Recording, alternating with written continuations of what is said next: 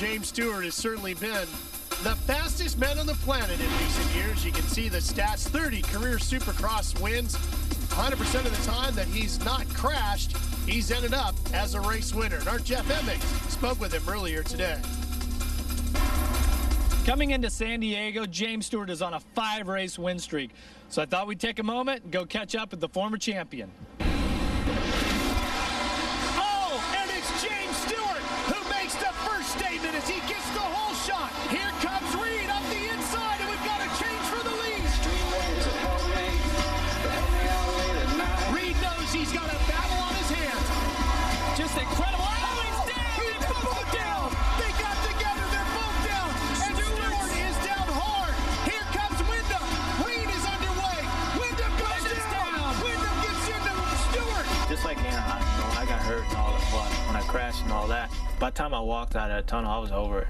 You know, at first you weren't too happy. I wasn't happy. When Aaron Bates stuck to Mike. Oh yeah, you know, I tell her all the time, you know, we almost fought. James, can you tell us what happened up there? I crashed. We know that. Chad? Like I said, by the time I got to that tunnel, I was already looking forward to, all right, what do we need to work on for next week, and been over it. And I think that's the difference. I don't sleep with it in my bed at night. I know how to just, you know, block it out and sleep and have fun in my life. Anaheim 1 did not go as you wanted it. You were down on your championship rival, Chad Reed. What sort of pressure was involved going into Phoenix? After he won, I mean, to be honest, I was kind of soul searching. You know, it's kind of like, all right, what happened? You know, what happened between last week when I felt awesome, you know, to come into the race and then feeling so good. And I think, you know, that's where you got to rely on your team to go back and those guys to do work and stuff like that. And, you know, we did it and came to Phoenix and won the race, but it wasn't pretty. You know, after Phoenix, I wasn't that happy because I still knew for him to finish behind me like that has given him confidence. And the biggest thing I felt is after he rode at A1, if he would have beat me at Phoenix, the series probably would have been a little bit different. The finish line is waiting, and James Stewart is going to win his 3rd in a row here at Phoenix, and Chad Reed will hang on for 2nd.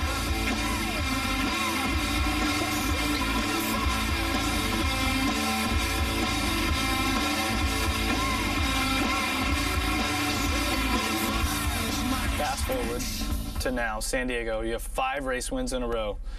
It seems like a completely different series. You seem like a different rider. You're smiling more. Obviously, 5 wins in a row will do that.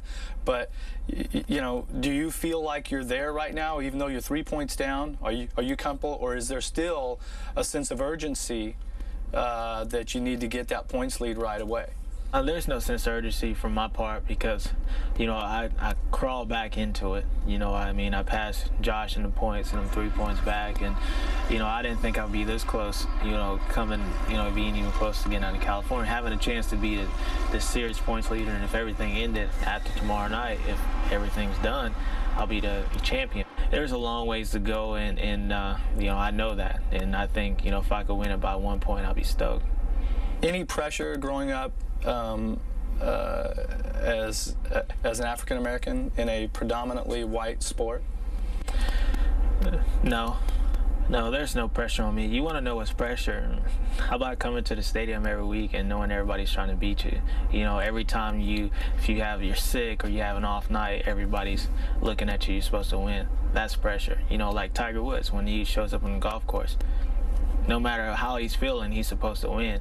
That's pressure, you know. Being the first African American, that's something I look forward to. That's a blessing. That's, you know, cool. That's something I can take to my grave and, you know, be the first. But pressure is knowing that the 19 guys are surrounding you are trying to beat you. Even a defending champion, he wants to beat you. That's pressure. But so far, 5 races in a row, and I deal with that pretty good.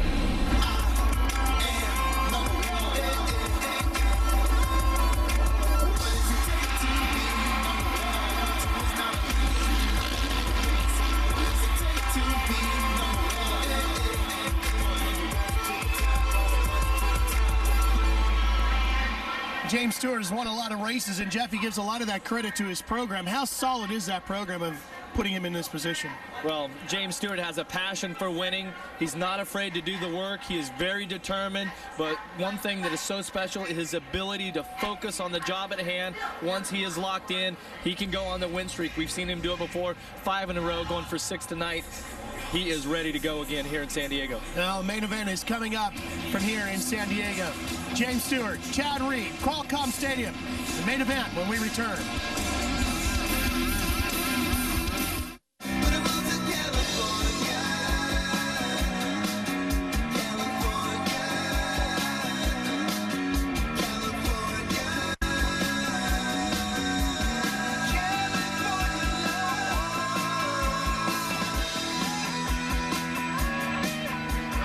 That's all part of the pit party that takes place at each and every one of the Monster Energy AMA Supercrosses, an FIM World Championship. And you see Chad Reed, the reigning champ, with the #1 on his plate. Right next to him, James Stewart. Man, is he the guy to beat here for sure tonight. 20 riders for 20 laps. As you take a look at our MMI race reset, that's what the main will be. Andrew Short, a heat winner. So was James Stewart. Chad Reed, however, the defending San Diego winner. He's going to need a little bit of that momentum here tonight, Aaron, if he wants to win this main. Ryan Villapoto failed to qualify for the main event last weekend for the first time in his professional racing career. When he crashed in his heat race, he ended up breaking the inside of his helmet, the visor, and also his neck brace in 2 places. Even though he wasn't injured badly, he said his ego definitely was stunned.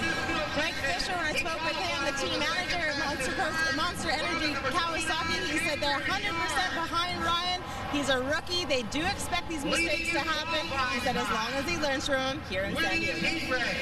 Jeff, a much different racetrack tonight than what we saw a week ago in Anaheim. Well, for one thing, it's dry, and but with the track is shaped up really well here tonight. There's a lot of short straights, a lot of zigging and zagging back and forth, but you know, I always say that first turn is critical. Now we have a nice, open, sweeping first turn here, so I think everybody's going to get through safe. Well, this championship fight is going to go all the way to Sam Boyd Stadium in Las Vegas, Nevada. That's where the season wraps up the first weekend in May, but it could take a serious twist in the point story here tonight. As you take a look at our Monster Energy starting grid, James Stewart, Chad Reed, the 2 top guys fighting it out in the championship. But Andrew Short, Jeff, won that heat race earlier tonight. He could get in there and mix things up. Well, there's no doubt that Andrew Short is focused here tonight. We've seen Josh Grant put on an incredible charge. He is fast here tonight, so it's going to be up to the start. But James Stewart, he is the man to beat. He is on fire. And remember, nobody outside of Grant or Stewart has won a main event tonight, which also means everybody who has won this year has won on a Yamaha. Here we go. Start of the main.